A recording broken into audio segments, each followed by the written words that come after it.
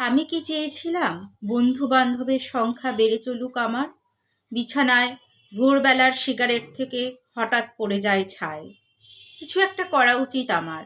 এই শুয়ে থাকা, এই বসে থাকা, এই উদ্দেশ্যহীন ঘুরে বেড়ানোর চিমটে বাতাস থেকে সরে দাঁড়ানো উচিত কি আমার? আমি কি চেয়েছিলাম সজ্জিত হয়ে উঠুক জীবন শুকনো জানলা দিয়ে? ভোরবেলাকার আলো এসে পড়েছে ফাঁকা জুতো জোড়ায়। আমি কি চেয়েছিলাম সব ব্রাদার? আমি চেয়েছিলাম এই। কবিতা অসুখ, কবি ভাস্কর চক্রবর্তী, কণ্ঠে মৌমিতা পাল। কবিতা ভ্রমর, কবি ভাস্কর চক্রবর্তী, কণ্ঠে আমি মৌমিতা পাল কবিতা পাঠ করছি। ভ্রমণ। নতুন রাস্তার ওপর দিয়ে বহুদিন পর আমি হেঁটে চলেছি আজ।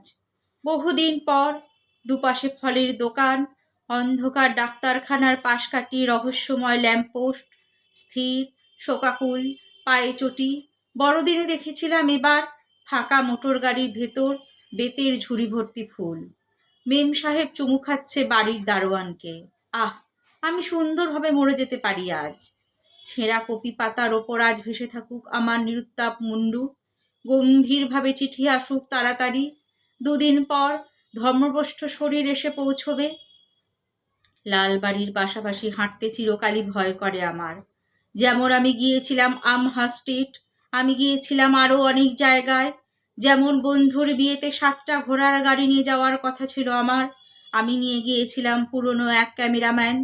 আমি আবিষ্কার করেছিলাম বাথরুমের ভেতর দিয়ে বিশাল কোট পরে আমি একদিন ভবানীপুর গিয়েছিলাম। বারান্দায় বসে হাসতে হাসতে সেই সব বলা যাবে তোমাদের একদিন। আরও বলা যাবে কিভাবে আমার শরীর লম্বা হলো এতটা, কিভাবে এক সন্ধ্যাবেলা আমি মুখোমুখি এক ষাঁড়ের সামনে পড়েছিলাম এক গলির ভেতর। প্যান্টের পকেটে সিগারেটের নষ্ট তামাক, আর আমি মার জন্য বিছানার নতুন চাদর কিনে বাড়ি ফিরবো একদিন। দেখে এলাম কালো বুট জুতোর ভেতর ঘুমিয়ে রয়েছে সাদা ইঁদুর। মাস্টার মশাইয়ের পাঞ্জাবি ছিঁড়ে ফেলেছে মাস্টার মশাইয়ের অর্ধমানিনী স্ত্রী।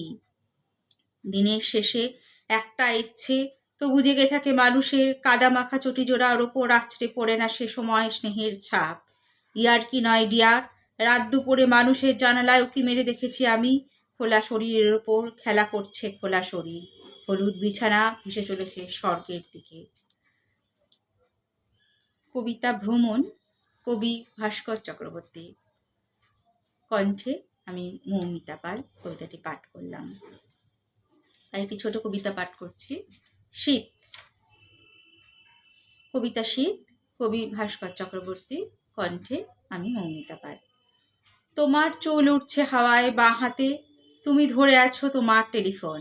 শীতের আলোয় আবার আমি ফিরে এসেছি আজ তোমার ঘরে। তোমাদের বিড়াল দেখি আগের মতো ততটা ক্ষিপ্র নয় আর।